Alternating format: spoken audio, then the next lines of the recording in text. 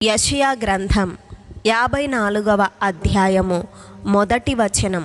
గొడ్రాలా, పిల్లలు కననిదానా, జయగీతమెత్తుము.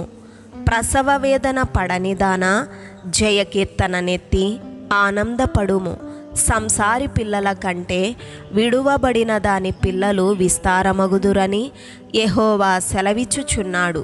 2వ వచనం. నీ గుడారపు స్థలమును విశాలపరచుము, నీ నివాస స్థలముల తెరలు నిరాటంకముగా సాగనిమ్ము, నీ త్రాళ్లను పొడుగు చేయుము, నీ మేకులను దిగగొట్టుము. 3వ వచనం.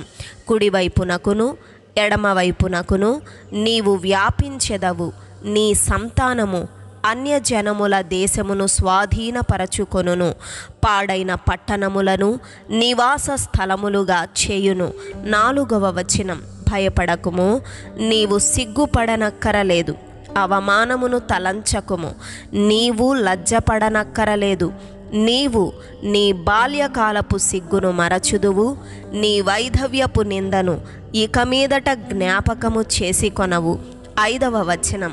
నిన్ను సృష్టించినవాడు నీకు భర్త అయి ఉన్నాడు, సైన్యములకు అధిపతియగు యెహోవా అని ఆయనకు పేరు.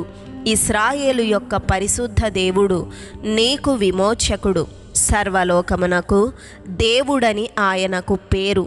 6వ వచనం.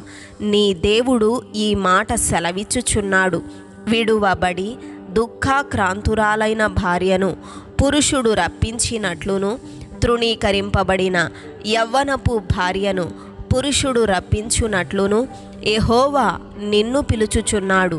7వ వచనం. నిమిషమాత్రము నేను నిన్ను విసర్జించితిని, గొప్ప వాత్సల్యముతో నేను నిన్ను సమకూర్చెదను. 8వ వచనం. మహోద్రేకము కలిగి నిమిషమాత్రము నీకు విముఖుడనైతిని, నిత్యమైన కృపతో నీకు వాత్సల్యము చూపుదును అని నీ విమోచకుడగు యెహోవా సెలవిచ్చుచున్నాడు. 9వ వచనం. నోవాహు కాలమున జల ప్రళయమును గూర్చి నేను చేసినట్లు చేయుదును, జలములు భూమి మీదికి ఇకను పొర్లుచూ రావని, నోవాహు కాలమున నేను ఒట్టు పెట్టుకొనినట్లు నీ మీద కోపముగా నుండననియు నిన్ను గద్దింపననియు నేను ఒట్టు పెట్టుకొని ఉన్నాను. 10వ వచనం. పర్వతములు తొలగిపోయినను, మెట్టలు తత్తరిల్లినను, నా కృప నిన్ను విడిచిపోదు, సమాధాన విషయమైన నా నిబంధన తొలగిపోదు అని నీయందు జాలిపడు యెహోవా సెలవిచ్చుచున్నాడు. 11వ వచనం. ప్రయాసపడి గాలివాన చేత కొట్టబడి ఆదరణ లేక ఉన్నదానా, నేను నీలాంజనములతో నీ కట్టడమును కట్టుదును, నీలములతో నీ పునాదులను వేయుదును. 12వ వచనం. మాణిక్యమణులతో నీ కోట కొమ్ములను, సూర్యకాంతములతో నీ గుమ్మములను కట్టుదును, ప్రశస్తమైన రత్నములతో నీకు సరిహద్దులు ఏర్పరచుదును. 13వ వచనం. నీ పిల్లలందరూ యెహోవా చేత ఉపదేశము నొందుదురు, నీ పిల్లలకు అధిక విశ్రాంతి కలుగును.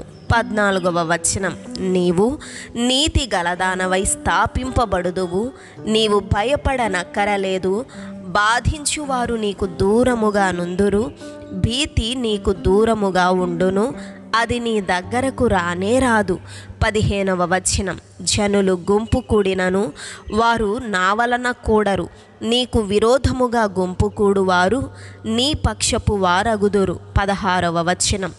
ఆలకించుము, నిప్పులూది తన వృత్తికి తగినట్టుగా పనిముట్టు చేయు కమ్మరిని సృజించువాడను నేనే, నాశనము చేయుటకై పాడు చేయువాన్ని సృజించువాడను నేనే. 17వ వచనం. నీకు విరోధముగా రూపింపబడిన ఏ ఆయుధమును వర్ధిల్లదు, న్యాయ విమర్శలో నీకు దోషారోపణ చేయు ప్రతివానికి నీవు నేరస్థాపన చేయుదువు. యెహోవా యొక్క సేవకుల నీతి నా వలన కలుగుచున్నది, ఇది వారి స్వాస్థ్యము, ఇదే యెహోవా వాక్కు. ఆమేన్.